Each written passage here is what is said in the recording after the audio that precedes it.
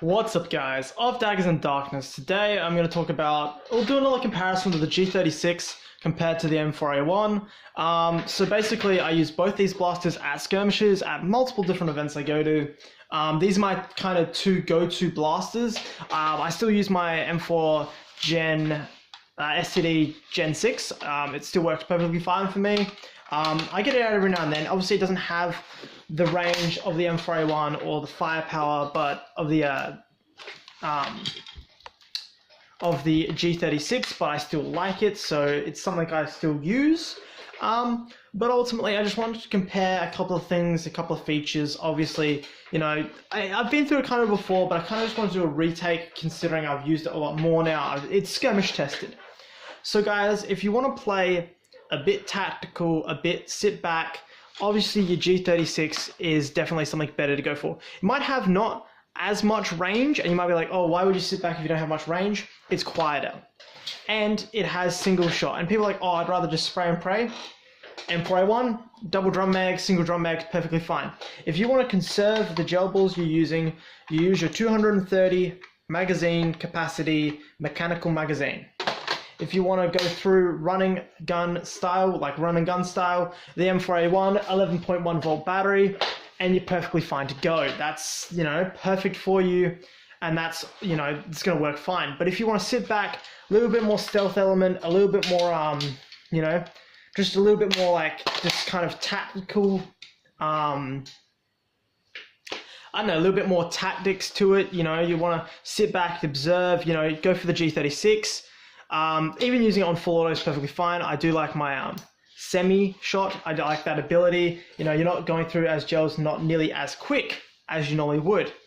But yeah, guys, so also recently my M4A1, and this is an issue that's happened quite often, the O-ring on the plug is a bit dodgy, and mine has actually either just deteriorated, and I'm going to get it replaced. So that's a little bit of a downside I find to the M4A1, because that is an actual common issue. A lot of people have had this issue, so for me, it's, yeah, like, you know, it's just an issue that happens, and, you know, that's just it. Like, that kind of really sets it towards, like, I'm more leaning towards my G36 because I don't have that issue. My gearbox runs perfectly fine. There's no issue with that kind of happening. So it's a bit more like what's out of the box better. I would say my G36. Comparing them, you know, durability wise, the plastic is 100% better.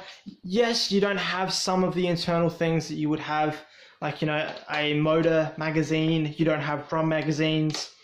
But I do personally like the fact that I have my single shot. I have the ambidextrous safety. I also have in it a, yeah, I just like the fact that, yeah, I have those features. And the fact that the O-ring hasn't deteriorated, and I haven't heard of anyone's O-ring in the M4A1 deteriorating, leads me to believe that I personally like it a little bit better. I like the look of it. Don't get me wrong, I like M4A1s, but I think everyone's kind of just overseeing them. So when you don't use one, people like it's a little a little bit of fresh air. I don't know what the fuck I was trying to say before, but yeah, so I do like my M4A1. It's an amazing build, you know. I also like don't get me wrong, I still like my M4A1. It's a good build. It's solid plastic, you know. I like how I've personalized it, but I do like my G36. For some reasons, like the O-ring hasn't shit itself, and, you know, I can single shot, and that's kind of what I like. It stops me from personally overshooting. And a lot of people go, oh, you know, it's not hard to overshoot if you use full auto. Once you've got an 11.1 volt magazine, you know, you're getting, you know, maybe 5 to 10 gel balls out a second.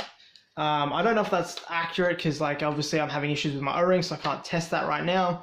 But I don't overshoot nearly as much when I use my semi-automatic.